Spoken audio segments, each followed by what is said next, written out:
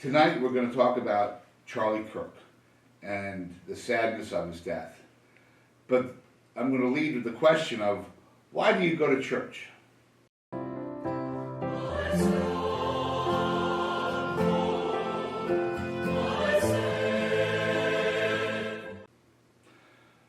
This past weekend, a person was very upset with me simply because I prayed for Charlie Kirk.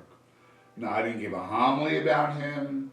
I didn't say anything about his politics, or I didn't say anything about anything other than I remembered him when we offered the Mass and when we prayed the Eucharistic prayer, praying for his soul and because of his death. That was it. But this person made a comment to me which I will not repeat, and I got heated, and I probably won't see this person again in my parish for a while. And am I sad about that? On one level, yes.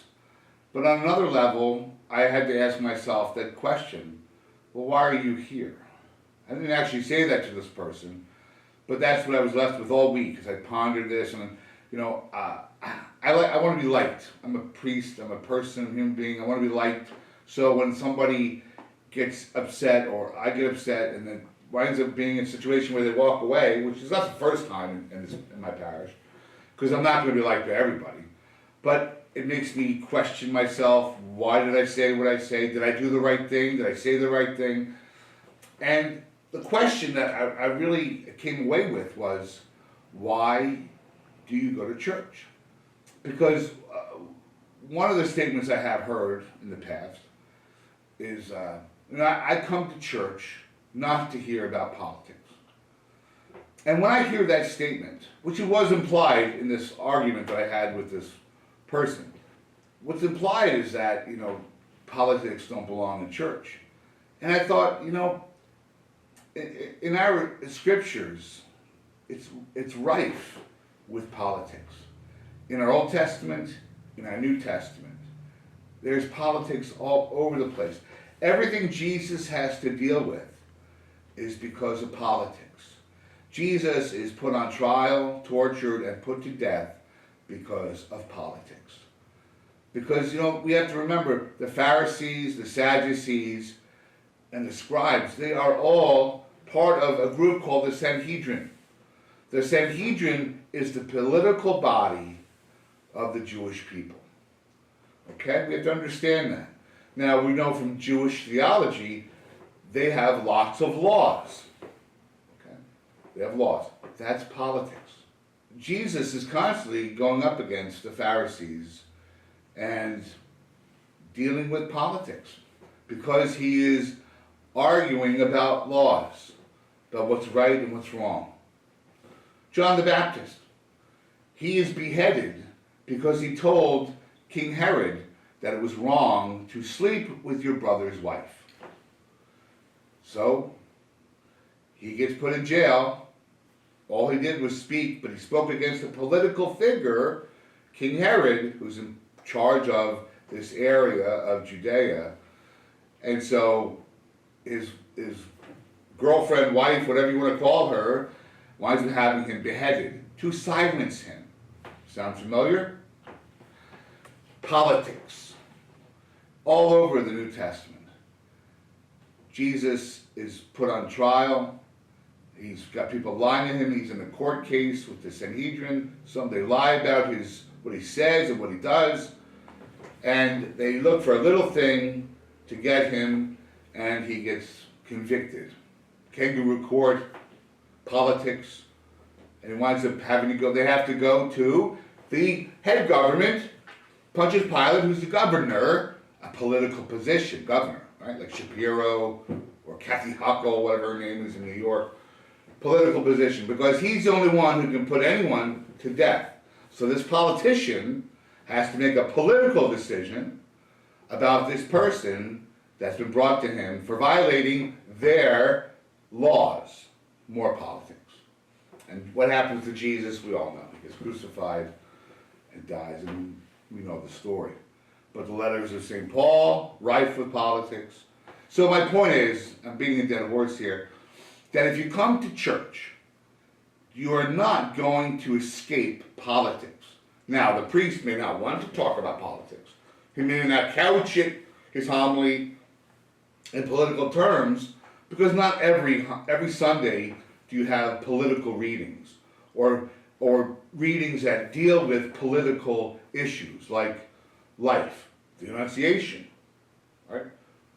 John being conceived in the womb, Jesus being conceived in the womb, the death penalty, and there's all sorts of issues that crop up in the readings. And yes, it's going to be political in the sense where the politics of our nation enter into our lives. You don't escape it.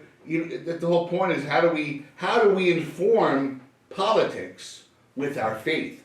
And that's why I would get so upset with Catholic politicians who did not espouse Catholic principles.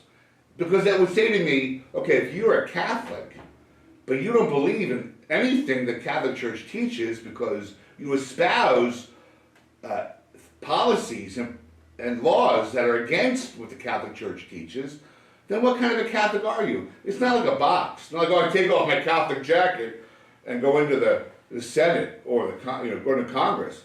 That's not a Catholic politician. Catholic politicians should bring their Catholicism into the Congress, into the Senate, into the presidency, going back to John F. Kennedy.